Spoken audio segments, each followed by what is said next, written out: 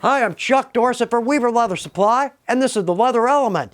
If you've got a good question for us or a good idea for a Leather Element, drop it in the comment box below.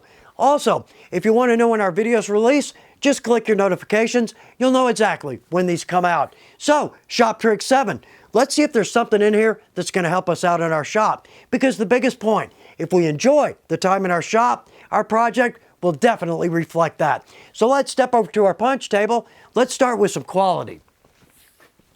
The best shop trick I can offer is this. Let's take the time to find the quality tools, and then let's spend our hard-earned money on those. We will never regret that. Chisels, perfect example. The cheap sets are everywhere. I've had them. But when we get a cheap set, the first thing we're going to notice is this. We've got a paper-thin tine there. What's going to happen is as we chisel one of those tines in a short amount of time, one of those tines is going to start to bend out. It's going to give us a jagged stitch line. Secondly, with the cheaper tools, we're going to see a very long taper on that. Well, cheap steel, first problem. But the bigger problem is this.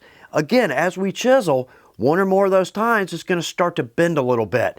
And what will happen is we're going to create a hook in no time at all. Well, as we chisel our leather, we're not punching a nice hole. We're actually tearing a hole through that leather. All of us that hand sew know this. The chisel, easy in, hard out. We'll add a hook onto that. And again, we're tearing out. The last problem with that, with a long taper, and you'll notice our tools don't have this. Here's why. With a long taper, as I go through a piece of leather, what I'd like to do is have full tine width all the way through that leather. If we chisel through and we can simply feel just a little bit of that tine, what we've got is a good size hole on the top grain. On the flesh or skive side, we've just got a little slit. So, well, that's going to be hard to get through to begin with. But if we marry two pieces together, we've got two slits back to back. That just makes hand sewing very difficult. So again, let's look for the quality tools. But a good example right here, this is the first set of chisels I got when I started with Weaver. I can't imagine how many miles of hand sewing I've done with these, to the point that I've actually rubbed the chrome off of that tool, still going, still perfectly straight. I mentioned earlier, let's take the time to find the quality tools. Well, actually, we're at Weaver, so that part of the process done. Sleigh bells are one of my favorite projects. In fact, these make a great gift at the holidays. We can go simple or full-on extravagant. But if you've ever made a set, you're going to know exactly where I'm going with this. So with the cheap craft store bells, not really an issue. But when we jump over to the Weaver bells, the real thing, right now we've got a problem, and you can see where I'm going with this. So if we give this away as a gift, we're gonna box it or package it. I don't want the recipient to immediately know what's in the box. It takes away a lot of the surprise.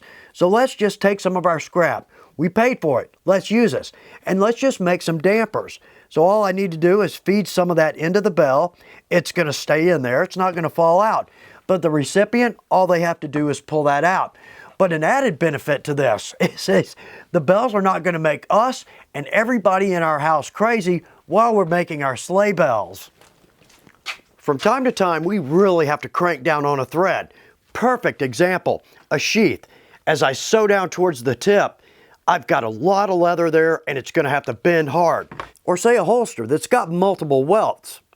Sometimes it's going to be tough to really crank that thread down.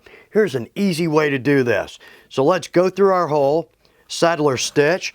I'm going to bring that in, but now let's take up just two of our stamp tools. All we need to do is wrap that twice. Look at that. We don't need strength now. Pulls that right in. In fact, I could almost pull that thread through the leather. We always have these nearby. The knurling, a big help. So even for those of us that don't have a lot of strength in our arms, easy way to go. This is not any great trick or tip, but it's a big help to me. And in fact, I use this all the time.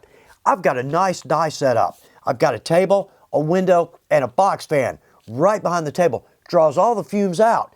But there are days I don't want that fan running all day or the time it takes for dye to dry. But also, if we're working in a smaller workspace, fumes, this is the issue. Well, let's just create a mobile drying board. Cheap piece of plywood, press board, in fact, drywall will actually work. We don't need a lot of weight here. It's just a drying board. But the big thing now, I can dry my pieces. I can lay them on this. I can take this outside. If it's raining, I'll put it in the garage where the fumes aren't really an issue. But it's a big help to me, but also very easy to store. That just slides right in next to my work table. So we've just got some basic, this is our shipping paper from Weaver. If you get a roll of leather, you'll get this. And I love this. I use this for all kinds of things. But again, just a cheap piece of board, and we've got a mobile drying station. Get that out of our shop. Get those fumes out of our shop. I hope this is good information. Hopefully some tricks here that'll help you out. Because again, the biggest point, let's enjoy that time in our shop. Thanks for taking time to watch The Leather Element. Good luck with your projects.